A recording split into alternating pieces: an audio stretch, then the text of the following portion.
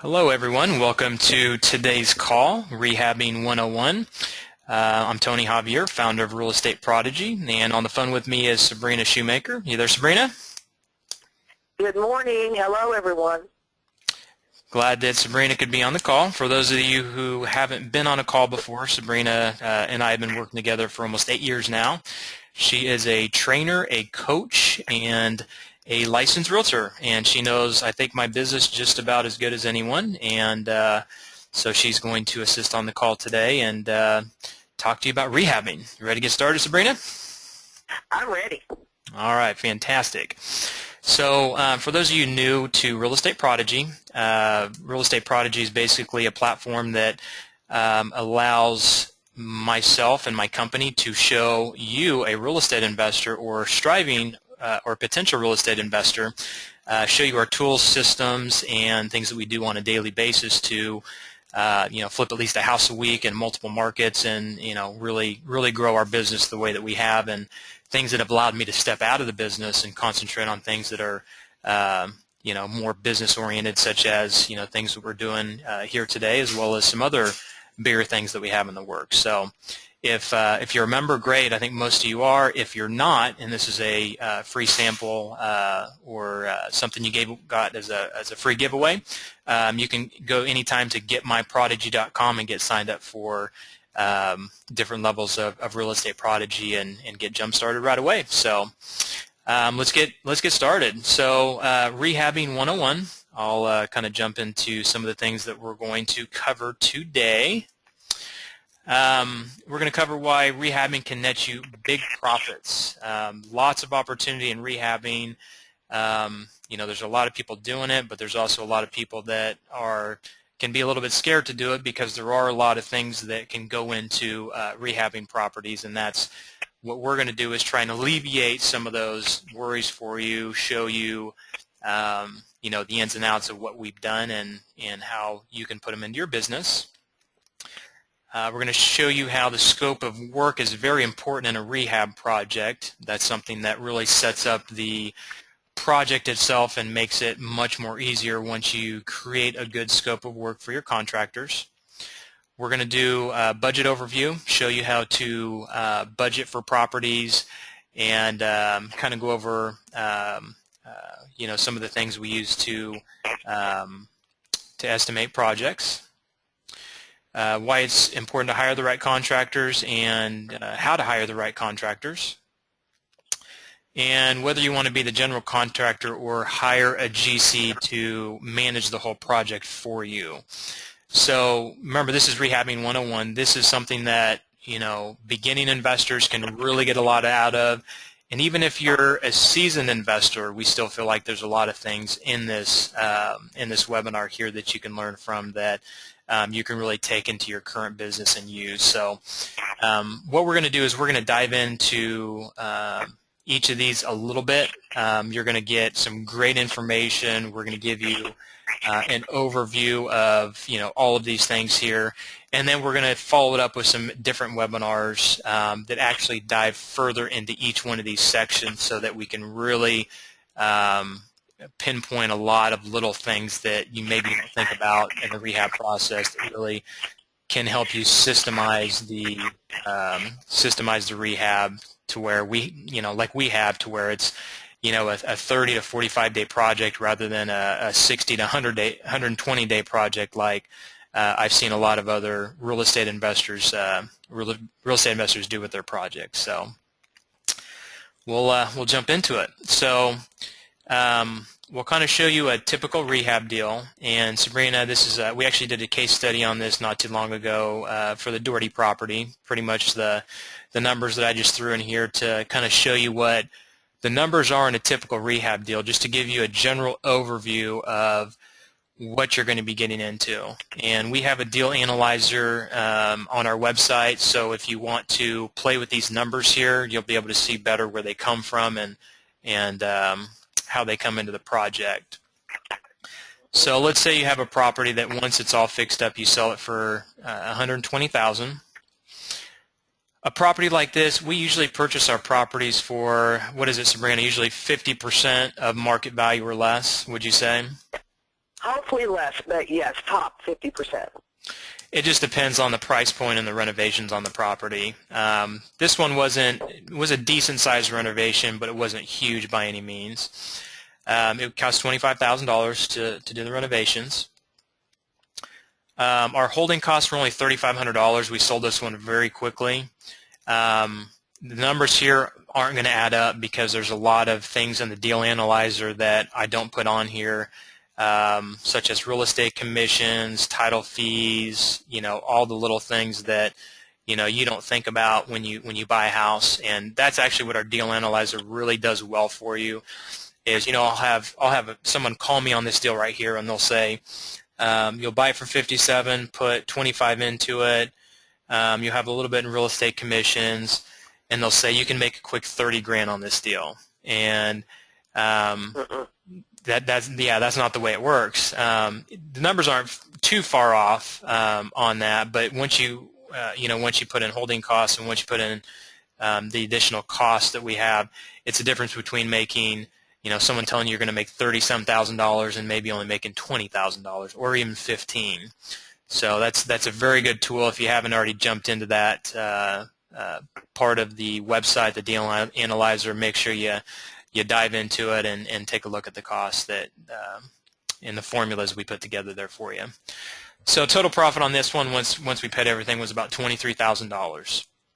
So when we're looking at numbers for purchasing properties, our profits range. We're at the point now where we have good cash. We have a lot of private investors that are wanting to do deals with us that we can't utilize all their money.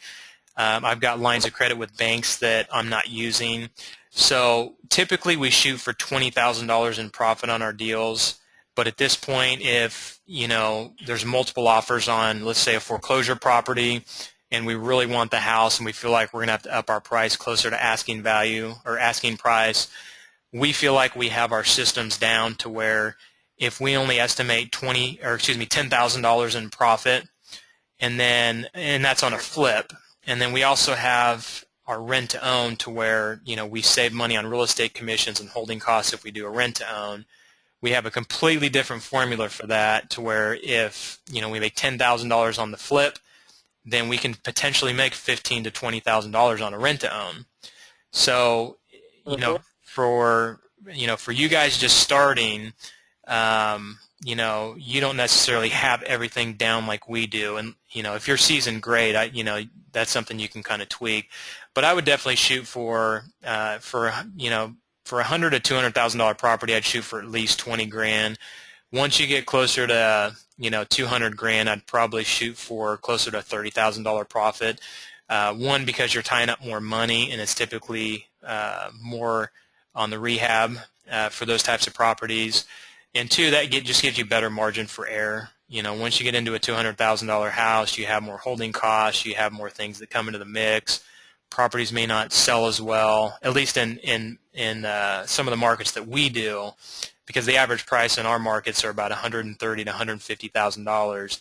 And if you're in California or some of those bigger markets, that's nothing to you. You're probably $500,000 houses, maybe minimum $300,000. And if you're in that $300,000 to $500,000 range, your profits are probably going to be closer to $30,000 to $60,000 on a typical rehab deal. So, anything you want to add in there on this part of it, Sabrina?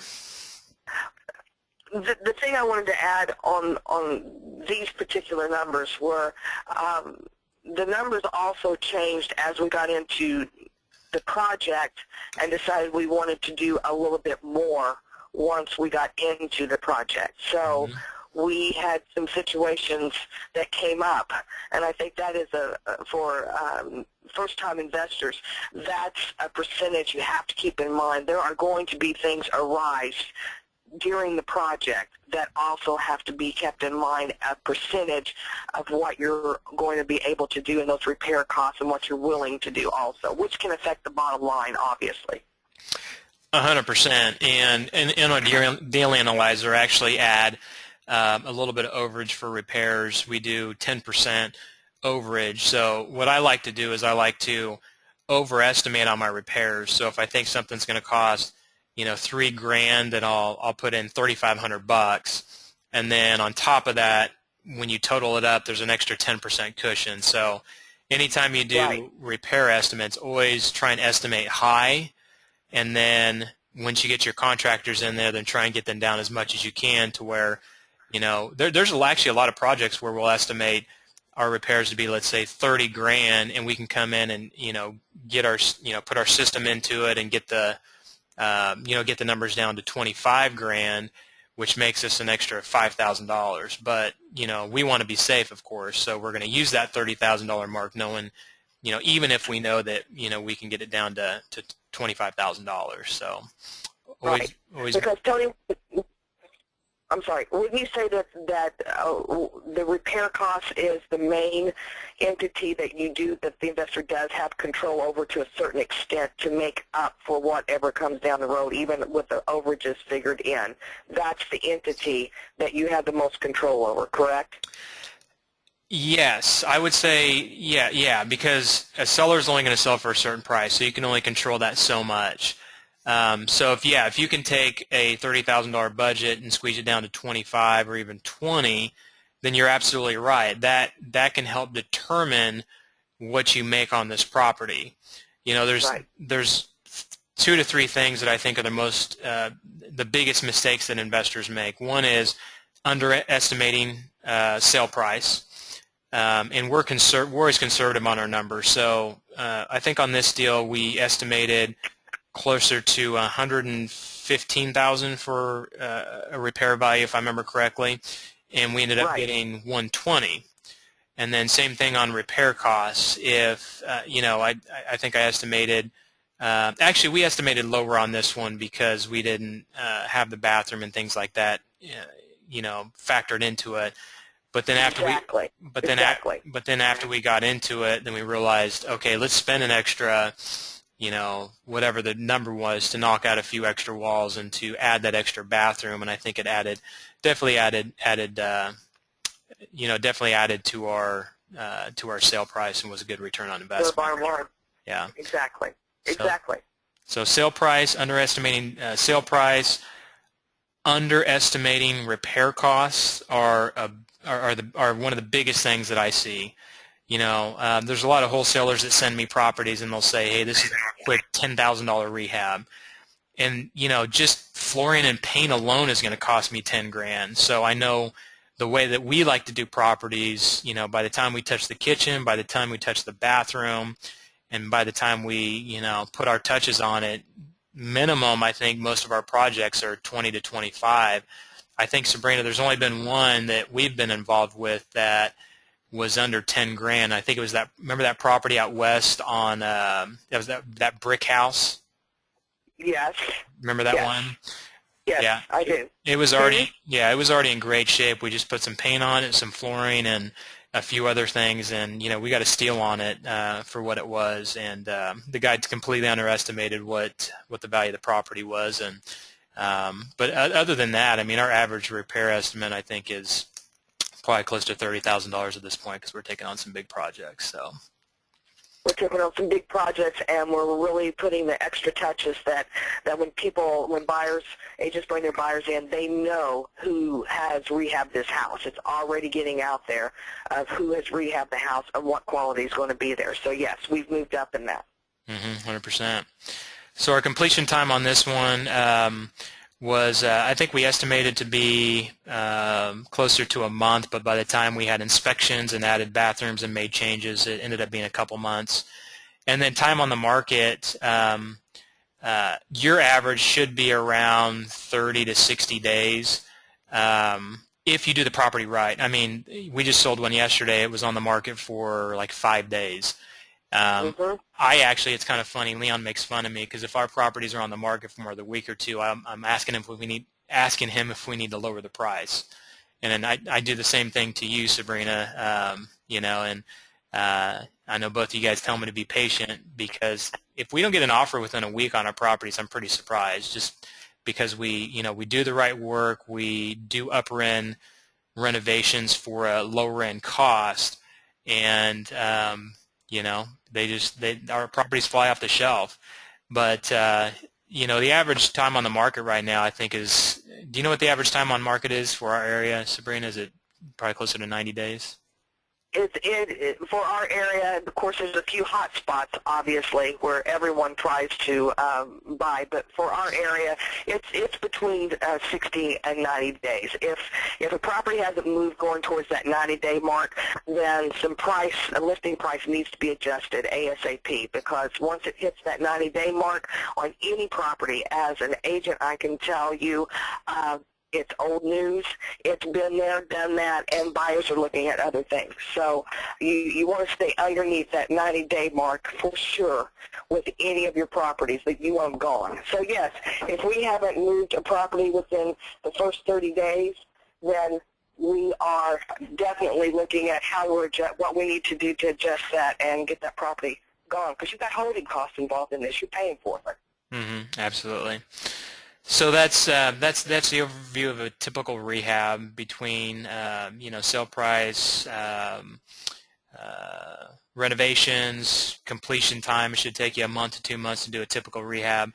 Of course, if you're finishing basements and doing a lot of electrical and plumbing and adding bathrooms and things like that, you could be 2 to 3 months. But for someone to say this will take me 4 to 6 months to rehab, that's way too long in my mind. You should be able to, with our systems, get it down to 1 to 2 months.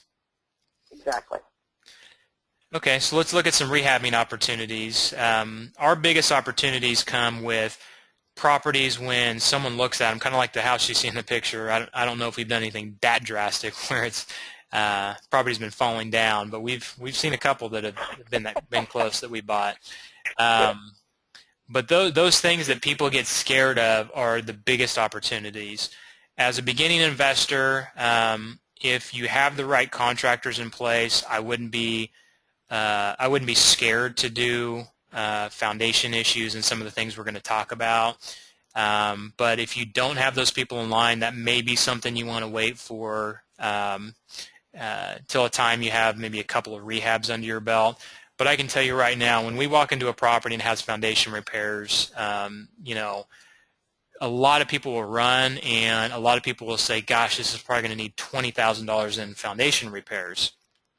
Well, we have our contractors that we found that do good work that are very inexpensive, and we give them a lot of volume.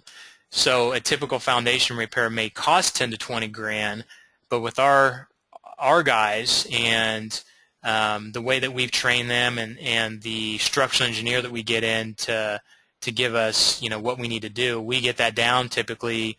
I think our average foundation is $3,000 to $5,000.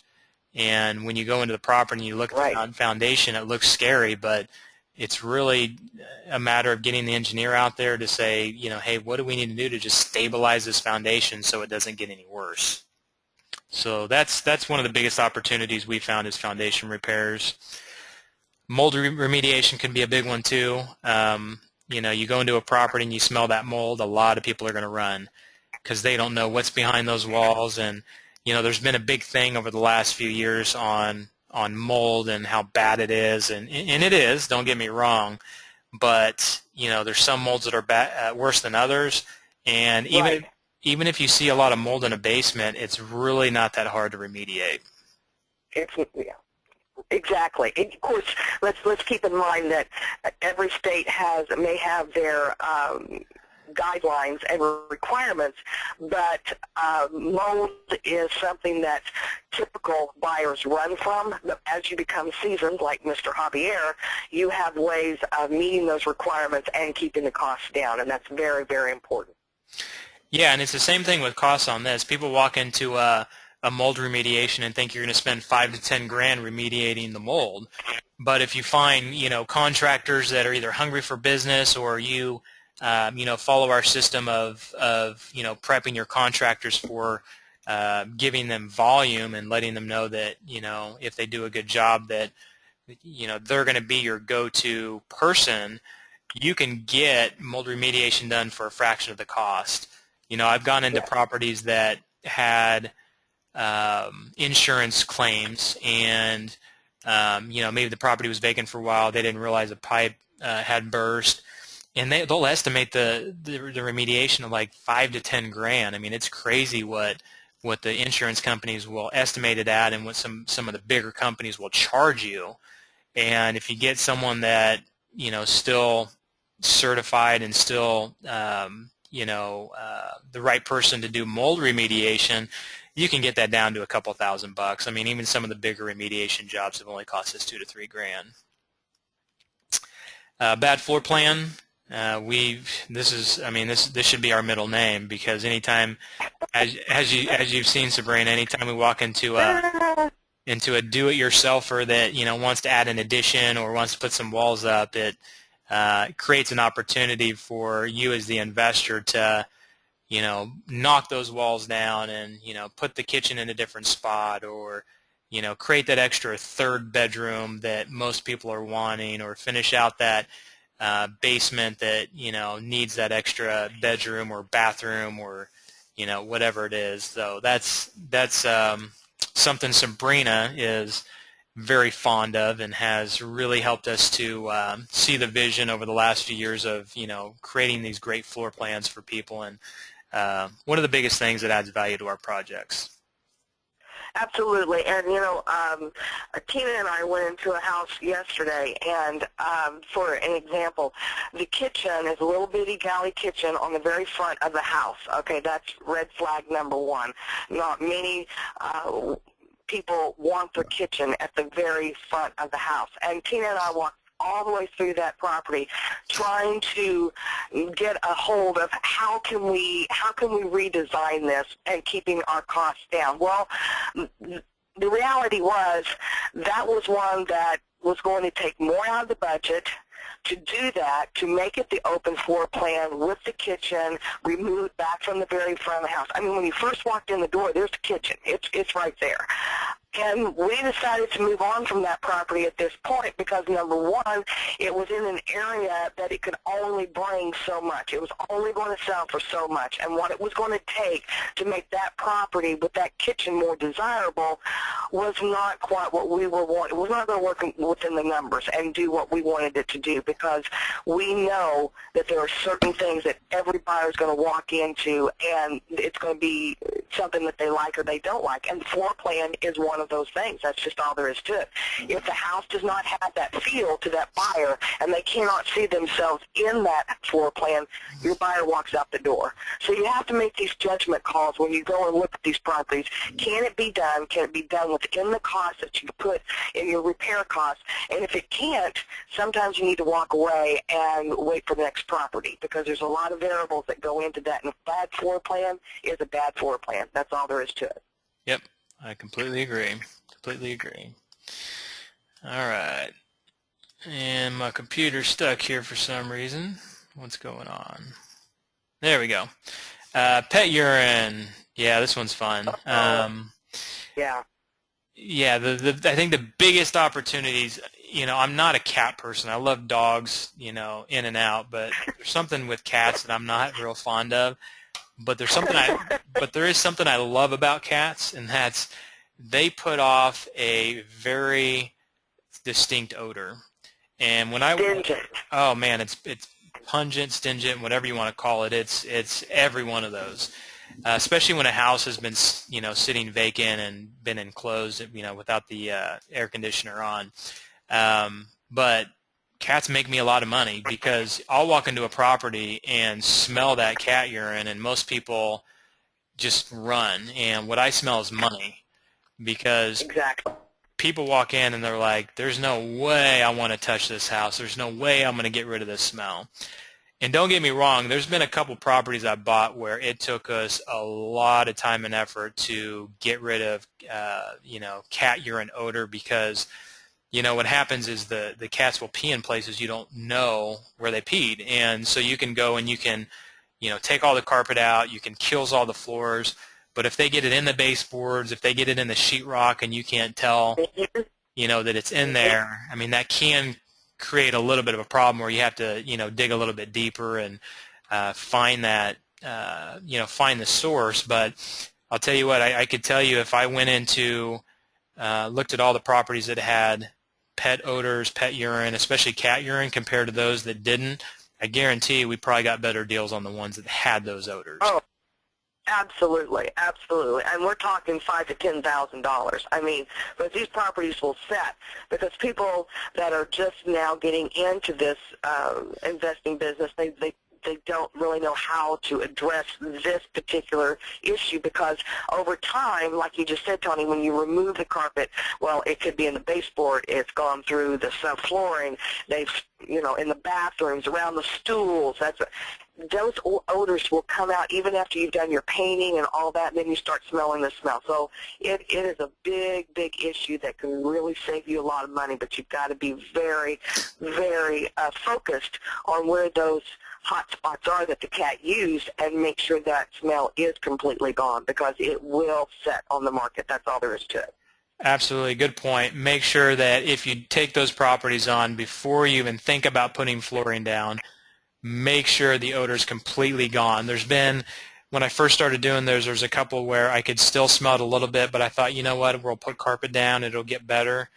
Not the case. It'll actually get worse. So make sure that it's taken care of if you do decide to get into that type of property. Major electrical issues, fire renovations, and it's funny. It's funny that I say that, Sabrina. You looked at that fire renovation the other day. Is that right? Yes. Yeah. So we made an offer on a fire renovation a couple months back, and the seller finally called us back and couldn't find anybody else that would take on the project, so he came down to our price that we needed. But fire renovations are huge opportunities. In fact, one of the best projects I've ever done was a fire renovation. And the reason it was so good was two reasons. One is obviously, someone that is going to take on this project needs to be someone that knows what they're doing, that, either has a system to do it, has a mentor to help them through it, or has just done them before. And so, we took on this project where some, didn't want to take it on, and it was a $65,000 house. So if you think about it, it doesn't sound like there's a lot of room to work with. Well, what happened was he basically, I'm trying to recall the numbers on this. It's been a few years back. But when it came down to it, we ended up making $35,000 on a $65,000 house because he basically already got all the money that he needed from the insurance company to pay his loan off and have some extra on top of that. And then we negotiated with him and said, you know what, there's another, I think it was like $20,000 in insurance money that was sitting there that we could recoup once we fixed the property up. So we had him assign that over to us. And Sabrina, do you remember this property? Yes, I do. Okay, the one in Park City? Yes, and that was my point of it, that this was the first time that we had taken on one that had this extensive fire damage, and I was a little nervous about it, honestly. You're the one that kept saying we can make this work, and it did. But it's a little overwhelming when you go and look at these properties, and on the flip side of that, the sellers are wanting to get rid of them, so they are ready to negotiate. If you can figure out a way to help them negotiate to what you want to buy the property for, 9 times out of 10, they're very happy they found a buyer. So these can be really, really great opportunities. Yep, 100%. And just like anything else that we've mentioned here, you just have to have your numbers together, make sure the issues are taken care of, make sure that, any fire damage is either repaired if it's structural, or if, in this case, the structure, I don't believe, was damaged. It was just a lot of smoke damage, or a lot of smoke damage. So and water damage. And water damage from them putting the fire out. So we had to tear out some bad sheetrock. We had to, I think we had to sister up some joists just to make sure that, it was safe and sound. And then we just, killed everything, all the rafters, had to take all the insulation out because it was soaked or smoke damaged. And when it came down to it, again, the numbers were the guy basically signed the property over to us knowing that we were going to put, you needed to put 30 to 35 grand into it. And then we had that extra $20,000 in insurance money. So when you factored everything in, the holding costs and everything we put into it, made $35,000 on a $65,000 house, which is completely unheard of. Unheard of. Yeah. There's yes, people, and made a lot of noise in the real estate community that we had done that in the first place because no one wanted to touch that property. 100%, 100%. All right. So other major things, roof issues. We've had kitchens that were gutted. People didn't want to buy those properties. Roach infestations. Properties that are just extremely dirty. If you've seen the show, I think it's called Hoarders. We have bought those houses. I mean, we bought. Yes. I've seen a few clips of that show, and the properties we buy are not only hoarders, but they are dirty hoarders. I mean, extremely dirty, where we've had to bring in 5 or 6 dumpsters just to get the basic stuff out of there. So I bring up all these things because these are things that when you're a beginning investor, you're probably going to run from. But if you have your contractors lined up, if you have your systems in place, if you follow our systems, these can be huge, huge, huge opportunities for you. I make a very good living off of these things that I just showed you here. Exactly. And this is a very good layout and bullet point for a new investor that when you're looking for a contractor, you can go to this PowerPoint here with Real Estate Prodigy and go over these issues with it. Have you addressed foundation repairs before? Do you know about mold remediation? If you have a bad floor plan, do you know how to? You can ask them these questions. And when you come down to these other things, do you have a roof contractor that you like to work with? And if we have to gut the kitchen, if there's pest in, roaches and fleas, ask the contractor these questions. It's very important that you know and have a good feeling about this contractor that they can help you address any one of these issues as you get into the project. That's a good point. You may not know how to do fire renovation. You may not know how to do mold remediation, but if you find the right people that can do it, it makes your job so much easier. Absolutely. Absolutely. Okay, so let's say you went out there and you found your first property. You found your what we'll call a cat urine house, and you need to do an overview for your contractors, right? So yes. You're going to create a detailed scope of work, and basically a scope of work, if you're not familiar with the term, is basically what it sounds like is you give a scope of all of the work that you need to do on the property, so that, number one, you know what you need to do, and number two, you can give it to your contractor so that they can bid it. So when you do your scope of work, make sure you're as detailed as possible when you do your scope of work, because if you tell your contractor to replace a faucet in the bathroom and you don't tell them it's the sink faucet or the bathtub faucet, then he may replace the wrong faucet.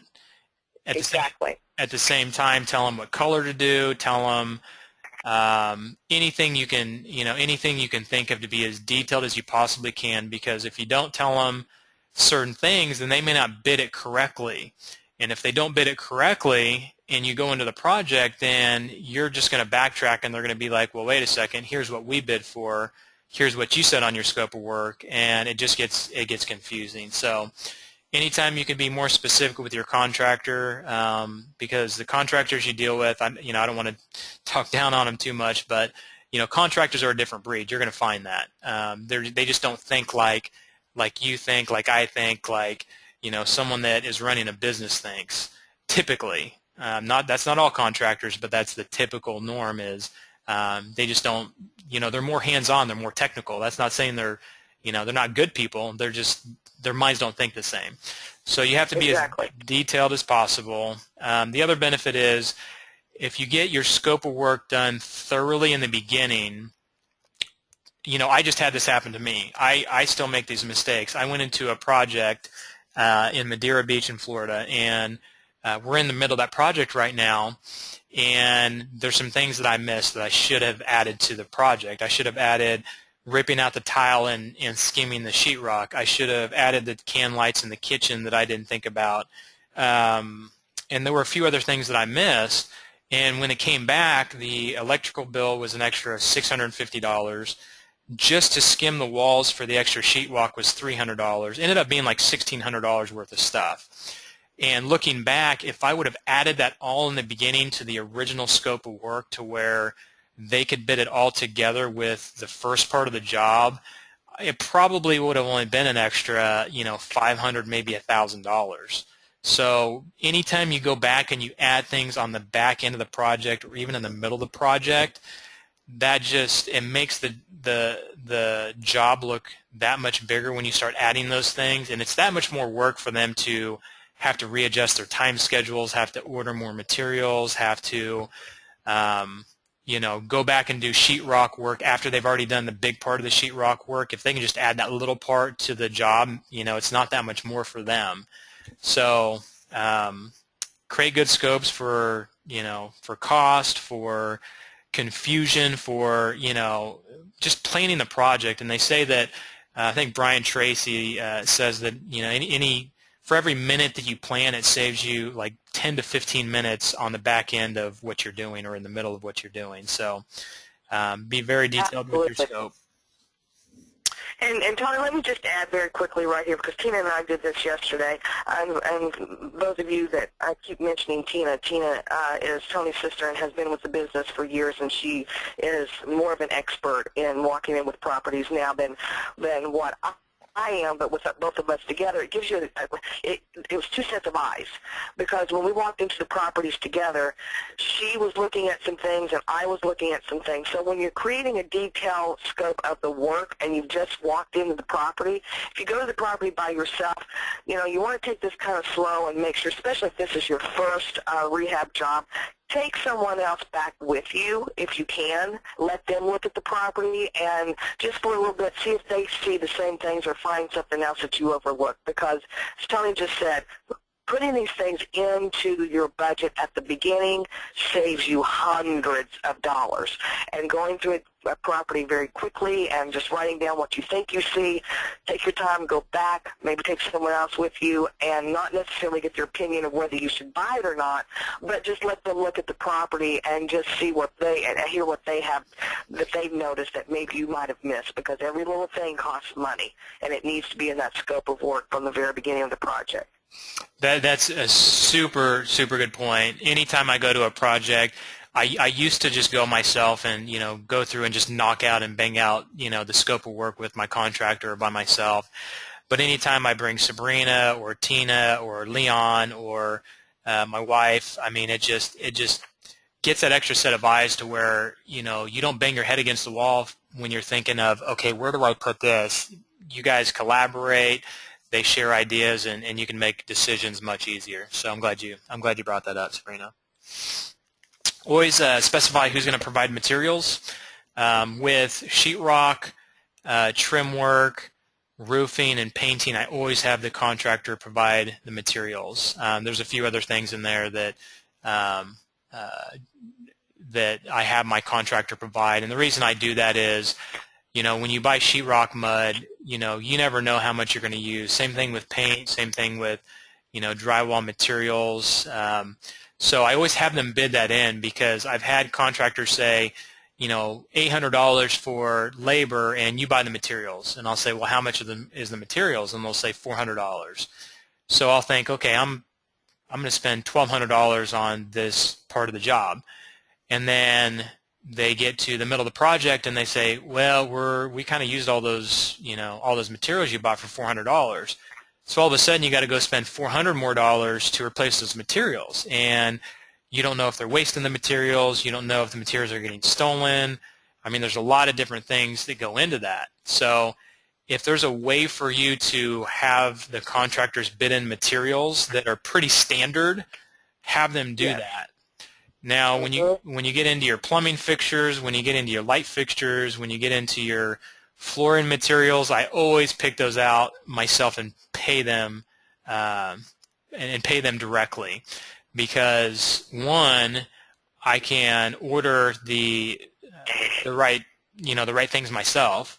Two, I can negotiate with suppliers to get a better price on, especially flooring. You can save a lot of money on flooring if you use the same flooring over and over from the same supply company. And it just cuts down on guessing. It cuts down on costs. So and those are the things that are you know the numbers. You know how much light fixtures cost. You know how much per square foot flooring is. When you get into sheetrock and you get into roofing materials and things like that, your costs aren't necessarily going to be, the estimates aren't going to be accurate, and materials get wasted, and it becomes a big headache there. Include as much as you can up front, like I said, to get better pricing. And when you're getting bids from multiple contractors, make sure you have the same scope of work for your contractors, and make sure that you tell them the exact same way to bid the project. So not only is it the same scope of work, but it's what materials they use. It's are you providing materials? Am I providing materials? That way you can compare. If you have a sheetrock bid for $3,000 and it's labor and materials, someone comes in at $2,500 labor and materials, you can say $2,500 bid. Let's go. But if you have a guy come in and say $2,500 for just labor, and you have another guy that's $3,000 labor and materials, then you'd have to go and estimate, what the materials are going to cost. You're going to have to go back to the contractor and have him go rebid the materials and get his costs down. It's just a lot of time and energy you waste. So to summarize scope of work, just make sure you're as detailed as humanly possible up front. Explain the scope of work the same to all of your contractors, and just do your due diligence and your work up front to make the job a lot easier. Absolutely. And Tony, I just wanted to interject real quickly here. There are a lot of women getting into the rehab occupation, which I think is wonderful and amazing and exciting.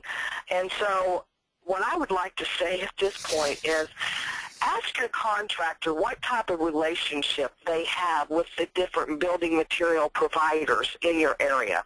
Because a lot of times these contractors, they've already made the relationship and these places, like whether it's Home Depot, Lowe's, whoever, have a relationship with that contractor, and they can get some really good prices off of clearance items or whatever's sitting there that these places want to move.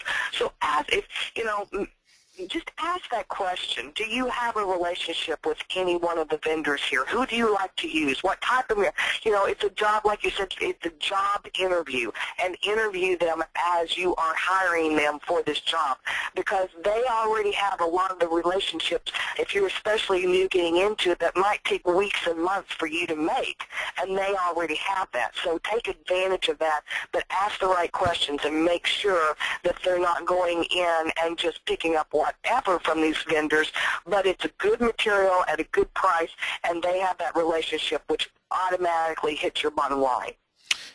Yes, very, very, very good point. And not only will those contractors know suppliers, but when you talk to contractors, if you talk to a sheetrock guy, chances are a sheetrock guy is going to know a framing guy, and may also know a painting guy, and may also know a roofing guy. So that's a great source of getting your team together, is asking the guys that do a good job for you who they would recommend. Now, if you get someone in that's new and they haven't proven themselves, and you ask them, who a good person is, if they're not a good contractor, they may refer you to contractors that aren't that great. So those are contractors that you have a good feel for, that you feel like are trustworthy, that you get those names from.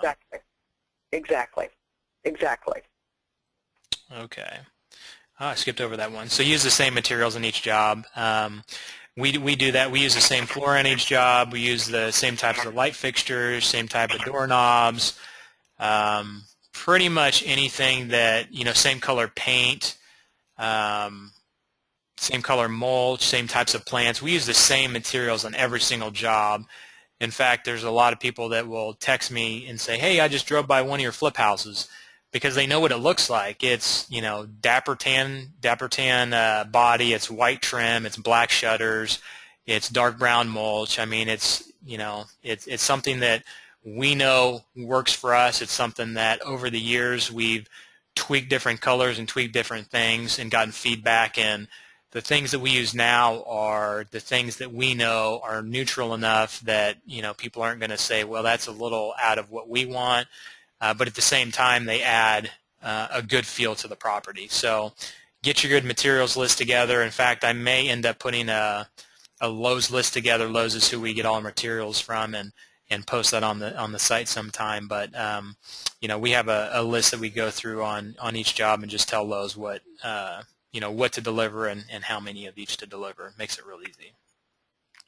And Tony, that's good. I want to hit that very quickly. From the mere fact that we do use the same materials, but every house does have its own personality that you can bring out in your staging and so on and so forth. Just like yesterday, Ken and I went into one that and it looked like an investor had already tried to work on it, maybe lost money, couldn't finish the project, and they had neutral colors all in through the house until you came to the master bedroom, and we had dark brown low shag carpet with light gray walls with white trim and molding with brown closet doors. It was just it did not flow with the house. So I think it's very important that you do go with your neutrals, because that's going to appeal to a bigger range of buyers than following the trends that you see on HGTV or whatever with the grays and the blues and all. Go with your neutrals, because that's what you want a buyer to feel when they walk in, is that they can live in that house, and it goes with everything. So it's very, very important not to go crazy with what you put into that house, but stay neutral, stay basic, and do it time after time again, and they will sell. We've proven it, and it works. Yeah, you're right. There are houses that have their own character, so there are some materials that we use that we do change up a little bit. I mean, I'd say 90% of what we do works in almost every house, but if we have an old Victorian house, we may, do different kind of trim work or different kind of cabinets or something like that. But that's something you can make the judgment call on, especially with your contractors and your team that you have on board. So, all right, like we talked about a little bit ago, referrals are great from contractors. I think the best contractors we have found are those that are referrals. Our cleaning guy is really good. He was a referral. Our main contractor, Luis, was a referral from actually Leon, who works for me now, years before he even worked for me. So good people refer good people. Our painting guy, I think most of our painting guys were referrals. The roofing guy we use mainly was a referral from another real estate investor. I mean, I'd say 90% of the people that are good have been referrals. So, that takes a lot of work off you. In fact, if you go to Facebook and you say, anybody recommend a contractor, anybody recommend a tile guy, you'll probably get 8 to 10 responses pretty quickly. Absolutely. Absolutely, and it took us a lot of years to find the team and have the people in place. And now it's like a machine. They know what to do, they know what's expected, and we just go. But it took a long time to get to that point. So it's not something that just happens overnight, and you do have to listen to referrals, and you do have to ask, like Tony said, put it out on Facebook, put it out on social media, because if there's a contractor out there that several people have used that haven't had a good experience, you're going to know their name, and you're going to know what happened very quickly. 100%. And interview them like an employee. There's times now where I still throw contractors in when I need them to, without interviewing them appropriately. And, I'd say half the time it works, half the time it doesn't. But the times when I really do my due diligence and I interview them, in fact, in the resources section under forms and documents, we have a contractor interview sheet where we ask them how long they've been in business, how many jobs do they have going right now, how many guys do you have on your crew, and just basic questions where when you're done interviewing them just from that one-page interview or two-page interview or however long it is at this point, you can get a good feel for that contractor and whether they're good or not. And on top of that, check their references. Anytime you check references, you can get a good feel for how the person works, especially if there's another investor they've worked with that they've done multiple jobs for. That right there is a telltale sign. If they can only give one or two references and they can't give any more than that, or they can't give a reference from someone they've done repeat work for, chances are they're not that good of a contractor. Because if they're a good contractor, then chances are they're going to have at least 1 to 2 repeat customers that use them, at least 2 or 3 times throughout their lifetime.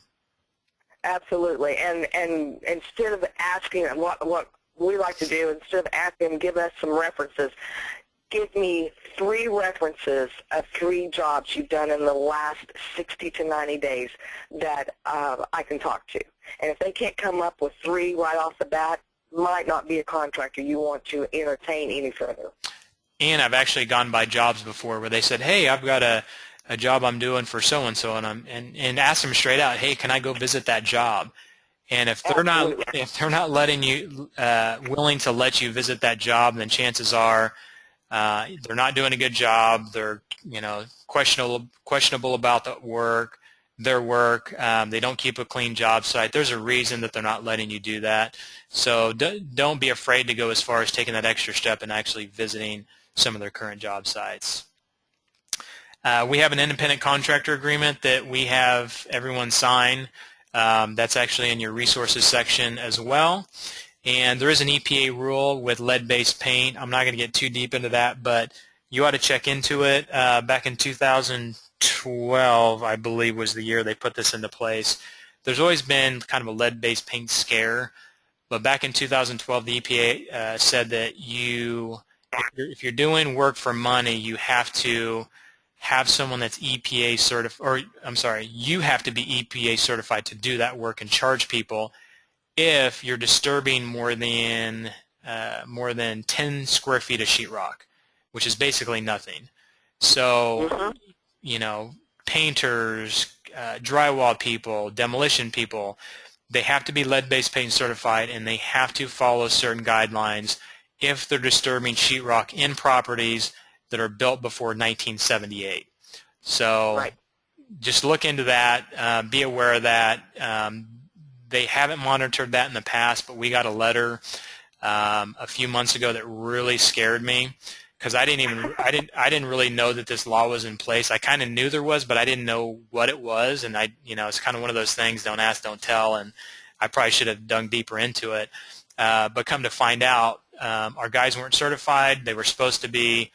I could have had hundreds of thousands of dollars worth of fines, literally, because they said, tell me what your last 12 months of jobs were, and we had between I didn't even count them, like between 60 and 100 jobs that we did in a 12-month period that they could have said, well, you didn't follow the regulations properly. So luckily it was a local regulator that said, get in compliance and you're good. So we got all of our guys certified, and now it's all good. So make sure that that's something that you definitely do up front. Make sure they're insured, obvious, and licensed if they need to be. If they're knocking out walls, doing structural, if they're doing major electrical and plumbing, make sure they're licensed so that that covers your butt, and they can pull permits and things of that nature. And in the interview sheet, it talks about what time frame they can start, how many jobs they can handle, et cetera, and how many guys they have working for them. So if they're a one-man band and you try and give them, sheetrock, trim, and paint, that's not going to work. A one-man show is not going to be able to do that. So make sure before you even have them come to a job, the 2 questions I ask before they even come out to a job is, how long until you're able to start the job, and how long is it going to take you to get me a bid? Because if it's going to take them, they're too busy, and it's going to take them a week to get me a bid, another 2 weeks to start, it's not even worth having them come out. But if they can say, I'll get out tomorrow, I can have a bid within a couple days, and then I can start in a week, then they could be the guy for you. And that they don't have 2 or 3 other jobs that they'd be starting in a week also, and kind of be bopping between yours and other projects. Yours is the most important, and yours is the one that they need to be focused on. 100%. 100%. So let's cover real quick. If you want to be the general contractor or hire a GC, general contractors are generally more expensive. General contractor is basically someone that just manages the whole job. They're going to hire the plumber, they're going to hire the electrician, they're going to hire the painter. They're going to hire all the guys to do the job. They're going to bid it, and they're going to say, this job is going to cost you $30,000 for me to take it from A to Z. Knowing that when they get their bids that they may be at $24,000, $25,000, so they're going to make the difference between what they are going to pay their guys that are underneath them and what they're charging you. So the good thing about general contractors are they take a lot of things off your plate. They're responsible for everything, the scheduling, getting the guys in, making sure the job's done. The downfall to that is they can be a lot more expensive. I found that when I have a GC bid a job, in fact, I just had one in Bel Air Beach, Florida, and we budgeted $55,000 in renovations, and we said, you know what, let's just try a GC on this one. So we got bids from $65,000 all the way up to $80,000 for managing the whole thing, and you know how that went over, Sabrina. Yeah, it didn't. It didn't. So right. we said, you know what, we'll be our own GC. So that's the first time we've done a property in that area. So we got on the phone, got references, made phone calls, and once we got, you know, the plumber, the electrician, a carpenter, landscaping guy, and we decided to be the GC and got bids for all those things, we were able to get it down closer to our $50,000 budget. So we'll save 15 to 25, 30 grand by being our own general contractor. With that being said, the amount of hours of hands-on is going to be considerably more than if you do have your general contractor. Like you said, Tony, that's their job. But saving $30,000, it would definitely be worth the time to be on the job more and being more of a hands-on.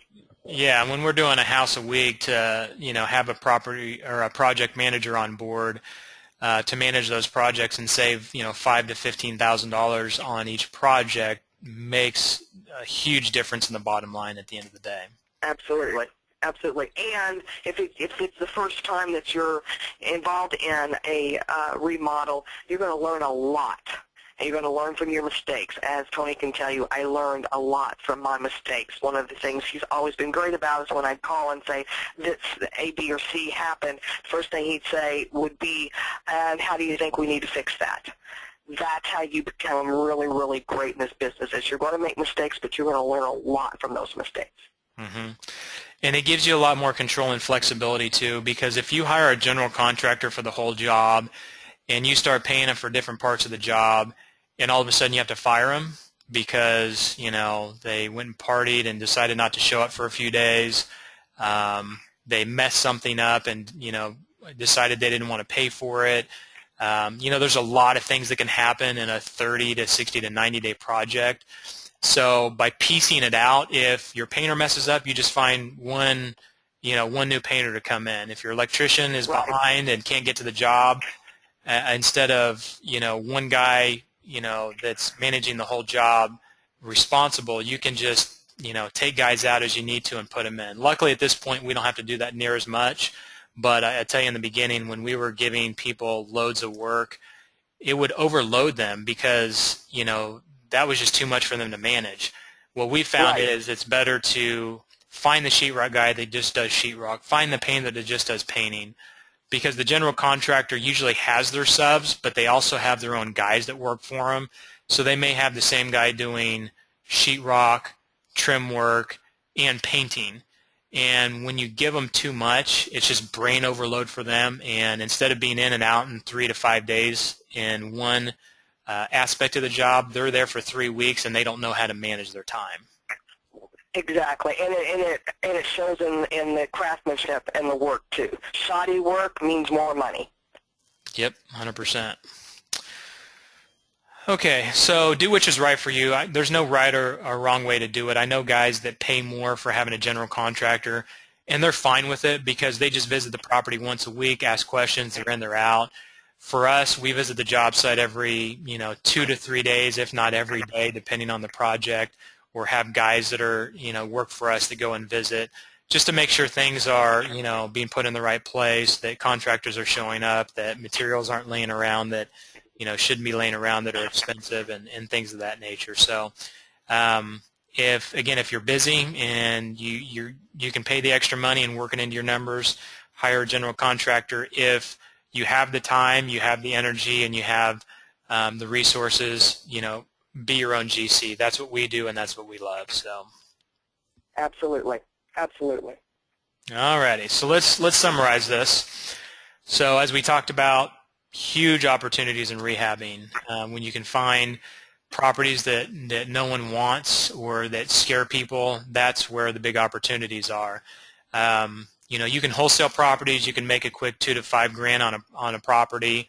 Nothing wrong with that. But what I see is if I've got systems in place and I just do a little bit of extra work, and I say a little bit of extra work, it's for me at this point it is a little bit because if Sabrina were to bring a property to me and say, we can flip it for a quick, $5 grand, or we can rehab it and make 10 to 20 grand.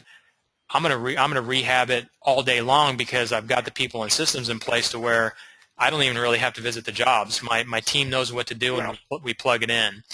Now, if you're new in the beginning and you don't want to take on that extra responsibility, wholesale the properties, and make some extra cash. But if you can find those deals where instead of making just $5 grand on the deal, you can rehab it in 30, 60, not 30 days, but closer to at least 60 to 90 days down the road, you can have a $30 to $40 to $50,000 paycheck. You need to think about that. Exactly. Exactly. Create good scopes of work. That makes it easier for you and the contractor. Budget appropriately and make sure that you budget everything in there like you need to. Hiring the right contractor can save you a lot of time and effort. And remember, get references from from other people that you know and you trust that have used other contractors before, and do your due diligence there. And decide whether you want to be your own general contractor or hire a GC. That's something you're going to know over time after you do a couple jobs and maybe test both ways and see which route you want to go. So what do you think, Sabrina? Anything you'd like to add at this point? The only thing I'd like to add at this point is to understand that if this is the first time that you have entered into the real estate market in any way, shape, or form, and you're looking into becoming your own investor and designing your destiny and your real estate portfolio, it's very, very important to take your time on the front end and learn and listen, and don't always assume that, oh, this, you know about this because you saw. Ask the right questions, do your due diligence, and rely on people such as Real Estate Prodigy and Tony Javier that have been in the business for many, many years that can literally point you in the direction of success and a rewarding career in your real estate venture and make a lot of money. And it's fun. It is so fun. It can be exhausting, but it is a lot of fun when you see that end project completed and sold and a happy buyer. That's what it's all about. And remember, we have the systems in place for you guys to utilize. So watch the videos, go to our resources library, make sure you use our forms, use our deal analyzer. These are the systems that we use like a machine. Right now we buy properties, we throw them into our machine, and we spit out a good product. And we're making more money on a percentage margin basis. And what I mean by that is our profits compared to our prices better than anybody that I know in the country. Like I said, we made $35,000 on a $65,000 house. Our average deal that's around $100,000, we make at least $20,000 and even up to $40,000 on some deals that are around the $100,000 mark. And it's because we have these systems, we have these things in place for my team to utilize, and you just follow the system. You know, Tony Robbins says success leaves clues. If we're doing it this way and we've been successful the way we have, and we're flipping at least a house a week and growing that number every single day, there's a reason that we're successful. We have the system, and I've shared it all with you. I haven't held anything back in Real Estate Prodigy, so please utilize the systems. It'll make your job so much easier. So thank you guys for joining us today. If you have any questions, get a hold of us in the online section of Real Estate Prodigy, and we hope that you enjoyed this, and hopefully we'll have some more rehabbing videos for you coming here very soon.